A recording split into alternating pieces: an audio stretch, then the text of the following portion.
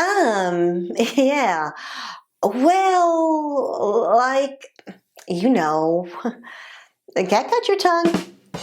Hi, I'm Laura Doman, helping you to tell your story well with a few tips from the entertainment world. Verbal fillers. When we don't know what to say or how to say it.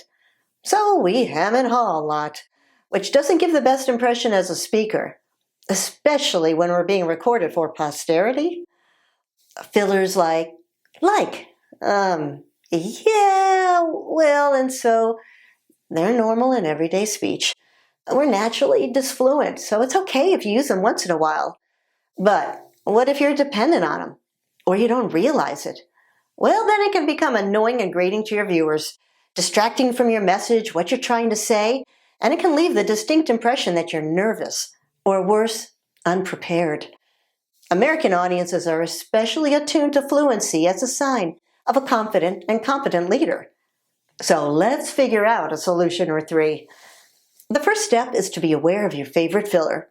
Maybe it's or the Valley Girl favorite, like, or the ubiquitous, No, we really don't. The second step is to discover when and why it comes up most. Is there a trigger? Maybe nervousness or uncertainty. And then figure out how often you use it.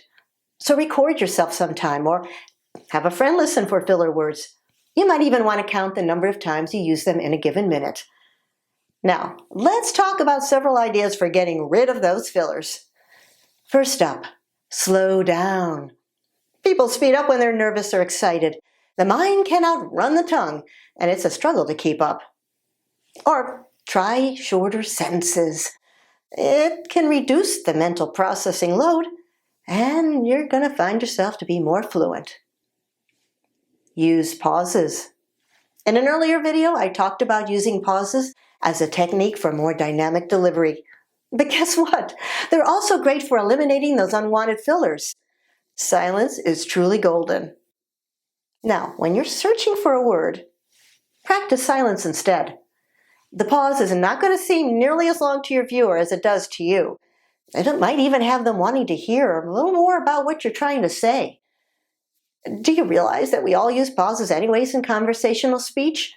Short pauses, less than half a second, medium pauses, about 2/3 of a second, and long pauses that last a second or two. Just enough time to collect our thoughts and make our point. And they're natural, so don't be afraid of using them when you need to. Now, pauses can not only help us figure out how we're going to say something, they can also calm our nerves. And it doesn't hurt that they are terrific for building suspense. So, practice using pauses instead of words when you have a moment.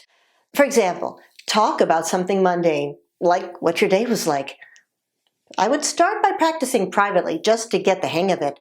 Then you could take it out to everyday casual conversations.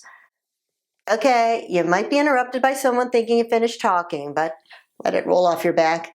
Remember, you're training yourself to be a better public speaker, on or off the camera. And you're going to find people are going to listen to you that much more carefully when you come across as a thoughtful, fluent speaker. Someone who clearly knows what they're talking about. So did you find this helpful? Let me know. And if you like these tips, check out the other videos in this YouTube series. Or better yet, subscribe. And if you'd like to work one-on-one so that you can become more comfortable and effective on camera, email me or go to my website to book a 15-minute free consultation by Zoom or phone. I can help you, or I can even do it for you. So if you have a project and you don't want to be on camera yourself, hit me up. I can help you with both on-camera and voiceover work. And if I'm not the right fit, I know plenty of other professionals who very well could be.